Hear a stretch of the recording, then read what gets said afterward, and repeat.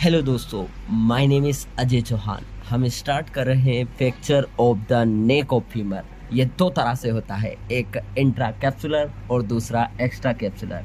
Intra capsular के अभी हम टाइप डिस्कस करेंगे।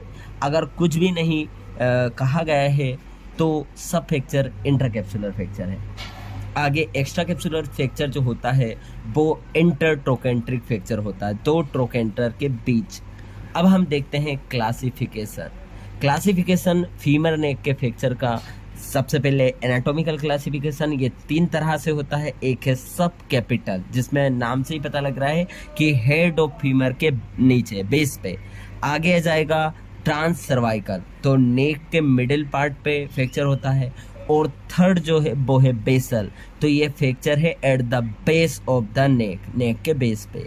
अच्छा, जैसे जैसे बॉडी के प्रोक्सिमल हम जाएंगे, फ्रैक्चर की जो प्रोग्नोसिस है वो वर्ड्स होती जाएगी, ख़राब होती जाएगी। आगे है पावेल क्लासिफिकेशन। इसमें क्या होता है, angle of inclination of fracture with relation to the horizontal plane के हिसाब से कितना एंगल बन रहा है फ्रैक्चर लाइन का, तो उस हिसाब से इन्हें तीन ग्रेड में बांटा गया है, first, second, third. 30 degree, 50 degree, 70 degree. हमें पता लग रहा है जैसे जैसे एंगल बढ़ रहा है जो फ्रैक्चर है उसकी स्टेबिलिटी कम होती जाएगी, तो मोर अनस्टेबल और वर्स प्रोग्नोसिस है इसकी। आगे इधर आगे जाएगा अपना गार्डन्स क्लासिफिकेशन। तो इसमें हमने इसमें क्या होता है, गार्डन्स क्लासिफिकेशन में base on the degree of displacement of fracture, इस हिसाब से डिवाइड किया गया है। डिग्री ऑफ डिस्प्लेसमेंट मतलब मेनली रोटेशनल डिस्प्लेसमेंट पे हम बात करेंगे। तो इसमें कितने स्टेज है, 1 2 3 4। तो सबसे पहला जो हैगा, जो ये फर्स्ट फ्रैक्चर है, इसमें हमें फ्रैक्चर दिख रहा है क्या, कंप्लीट फ्रैक्चर नहीं, इसमें इनकम्प्लीट फ्रैक्चर है। इन तीनों में कंप्लीट फ्रैक्चर होता है। आगे इस वाले में डिस्प्लेस है क्या, नहीं है। इस वाले में डिस्प्लेस है क्या, नहीं है। तो दोनों अनडिस्प्लेस है, जबकि इसमें डिस्प्लेस हो चुका है, हाँ। इसमें डिस्प्लेस हो चुका है, हाँ। आगे हम देखेंगे कि इसमें जो ट्रेविकुलर जो लाइन है, जो ट्रेविकुलाई होती है बोन के अंदर, वो इसमें क्या हो जाएगी, बेंडिंग दिख रही है हमें। सेकंड वाले में क्या दिख रही है हमें, इसमें हमें फ्रैक्चर दिख रहा है, ब्रेकिंग दिख रही है ट्रेविकुलर लाइन में। और तीनों के लेकिन रिलेशन जो है वो सेम है। तो लिखा है ट्रेविकुली बिटवीन हेड और नेक ब्रोकन एंड अनडिस्प्लेस है, तो सेम लाइन में रहेंगे। आगे हम तीसरा देख रहे हैं, तो ये अलग अलग लाइन में होगा तीनों ट्रेविकुली, जबकि जो चौथा है उसमें ट्रेविकुली ब्रेक हुई है, लेकिन इसमें जो ट्रेविकुलर लाइन है एसिटाबुलम की और जो हेड ऑफ फीमर की है वो सेम होती है। तो ये चार तरह से क्लासिफिकेशन हो जाएगा, गार्डन क्लासिफिकेशन। आगे हम देखेंगे इसमें क्या, ये जो मैकेनिज्म क्या होती है फ्रैक्चर की। मैकेनिज्म की बात की जाए तो जो एल्डरली पेशेंट पीपल में ज़्यादा पाया जाता है, तो एल्डरली पेशेंट में कुछ छोटी सी इंजरी में भी हो सकता है उन्हें।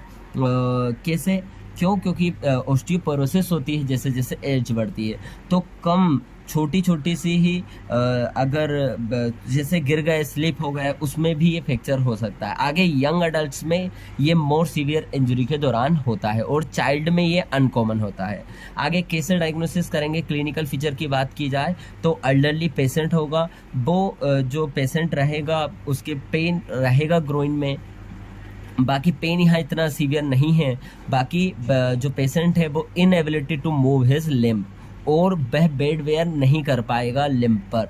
आगे हम देखेंगे कि इसमें इधर हम देखेंगे कि जो इस हमें कैसे पहचान में आएगा। अगर अपन देखेंगे एग्जामिनेशन में, हम देखेंगे कि जो लेग है वो एक्सटर्नली रोटेट करेगा और पटेला फेस करेगा आउटवर्ड। उसके बाद इसमें लिम्ब की शॉर्टनिंग दिखेगी, फ्रैक्चर हुआ है तो टेंडरनेस मिलेगी ग्रोइन में। और जब हम अटेम्प्ट करेंगे हिप के मूवमेंट का, तो वो पेनफुल होगा और एसोसिएट होगा विथ सीवियर स्पाज्म यदि मूवमेंट अटेम्प्ट करेंगे तो। और एक्टिव स्ट्रेंथनिंग होगी क्या, जब हम पैर राइज करेंगे तो वो पॉसिबल नहीं होगा। अच्छा, ये ध्यान रखना है कि जो हम क्या पढ़ रहे हैं, fracture of neck of femur, जो कि जो क्या है इंट्रा कैप्सुलर फ्रैक्चर है, जबकि एक्स्ट्रा कैप्सुलर में क्या था अपना इंट्रा ट्रोकेंटिक फ्रैक्चर। इसके अपने अलग अलग टाइप देखे थे। अब जो फ्रैक्चर नेक ऑफ फीमर है उन दोनों में अपने को डिफ्रेंशिएट करने की जरूरत है। वैसे अपन पहले ही देख लें कि जो क्लिनिकल सिम्टम रहेंगे, साइन जो रहेंगे, पेन सिम्टम, पेन, स्वेलिंग, ये साइन हो गया। इकाइमोसिस जो रहेगी इनमें माइल्ड रहेगी, जबकि इसमें क्या रहेगी, सीवियर रहती है इंटर ट्रोकेंटिक फ्रैक्चर में। एज ग्रुप की बात की जाए तो जो fracture of neck of femur है ये आफ्टर 50 या आफ्टर 60 ये फीमेल में ज़्यादा पाया जाता है। ऑस्टियोपोरोसिस की चांस फीमेल में ज़्यादा होती है मेनोपॉज के दौरान। आगे आ जाएगा इसमें मेल में ज़्यादा पाया जाता है। ये जो ट्राइबल माइल्ड इंजरी से हो जाता है, सिग्निफिकेंट इंजरी से हो जाता है। May walk in impact fracture not possible, मतलब चल सकता है। एबिलिटी टू वॉक, इसमें पेन अपन बात कर चुके हैं, उसमें माइल्ड रहेगा, इसमें सीवियर रहेगा, स्वेलिंग नील रहेगी, सीवियर रहेगी, एकाइमोसिस नील इसमें प्रेजेंट रहेगी। इसमें टेंडरनेस कहाँ रहेगी, ग्रोइन में, स्कारपा ट्राइंगल, और इसमें ग्लूटियल ये लिखा ग्रेटर टोकेंटर पे। एक्सटर्नल रोटेशन अपने बात करा था कि एक्सटर्नल रोटेशन मिलेगा इसमें लेग का less than 45 degree, more than 45 degree. Limb की शॉर्टनिंग अभी अपन ने उधर पढ़ा था, तो क्या है इसमें less than 1 inch, more than 1 inch. इसमें ट्रीटमेंट के लिए इंटरनल फिक्सेशन ऑलवेज करना पड़ेगा हमें, और can be manage by traction, हम ट्रैक्शन से मैनेज कर सकते हैं। इसकी क्या कॉम्प्लिकेशन होती है, नॉन यूनियन। अच्छा, क्या यहाँ नॉन यूनियन क्यों है, क्योंकि यहाँ साइनोवियल फ्लूइड है नेक के अराउंड, जो फीमर का नेक है उसके अराउंड साइनोवियल फ्लूइड है, जो कि दिक्कत करता है फ्यूजन में, जो है वुंड हीलिंग में प्रॉब्लम करता है। आगे इसमें माल यूनियन होता है, मतलब इसमें ऑलवेज यूनियन होता है और कॉम्प्लिकेशन माल यूनियन हो सकती है। इसमें ये यूनाइट नहीं करता है तो नॉन यूनियन इसकी कॉम्प्लिकेशन हो सकती है। आगे हम देखें रेडियोलॉजिकल फीचर क्या मिलेंगे अपन ने, हमें रेडियोलॉजिकल फीचर में हमें देखेंगे तो हमें क्या मिलेगा, ब्रेक मिलेगा, मीडियल कॉर्टेक्स ऑफ नेक में ब्रेक मिलेगा, एक्सटर्नल रोटेशन मिलेगा फीमर का, उधर आपने ने पढ़ा था एक्सटर्नल रोटेशन ऑफ लेग, इधर एक्सटर्नल रोटेशन ऑफ फीमर मिलेगा। और जो है हमें क्या, जो लेसर ट्रोकेंटर होता है वो ज़्यादा मोर प्रोमिनेंट अपेयर होगा, तो हमें पता लगेगा कि हाँ एक्सटर्नल रोटेशन हुआ है फीमर का। आगे जाएगा ओवर राइडिंग मिलेगी ग्रेटर ट्रोकेंटर की, और वो इतनी रहेगी कि वो above the level of head of femur के ऊपर पहुंच जाएगा। आगे ब्रेक इन द ट्रेविकुलर स्ट्रीम हमने देखा ही था अभी। आगे जाएगा ब्रेक इन सेंटेंस लाइन जो होगी वो ब्रेक हो जाएगी। आगे हम बात करेंगे ट्रीटमेंट की, तो ट्रीटमेंट में हमें क्या देखना है, यदि ट्रीटमेंट बात की जाए तो fracture of neck of femur लिखा हैगा कि जो यदि फ्रैक्चर पहले तो हमने देखा अनडिस्प्लेस है कि डिस्प्लेस है। अनडिस्प्लेस है तो अच्छी बात है, हम कंजर्वेटिव मैनेजमेंट करते हैं, मल्टीपल स्क्रू अप्लाई करते हैं, और अडल्ट में जैसे थॉमस स्प्लिंट अप्लाई करते हैं, चिल्ड्रन में हिप स्पाइक अप्लाई करते हैं।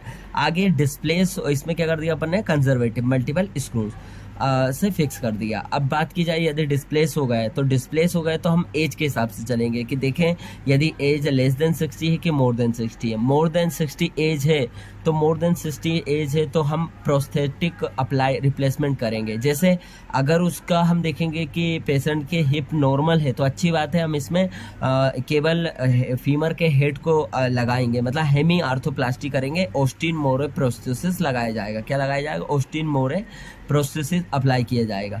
जबकि अगर अपन देखें कि जो हिप में प्री एग्जिस्टिंग अर्थराइटिस है, मतलब हिप सही नहीं है, तो अपन टोटल हिप रिप्लेसमेंट करते हैं।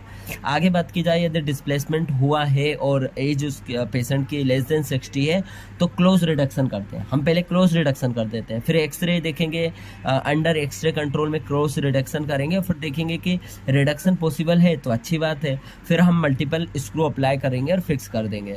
और यदि रिडक्शन पॉसिबल नहीं है तो हम क्या करते हैं, ओपन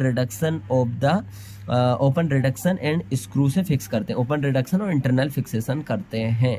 तो ये हमने ट्रीटमेंट देखा है, तो ये हमने कंप्लीट कर लिया प्रदीप, तो थैंक यू।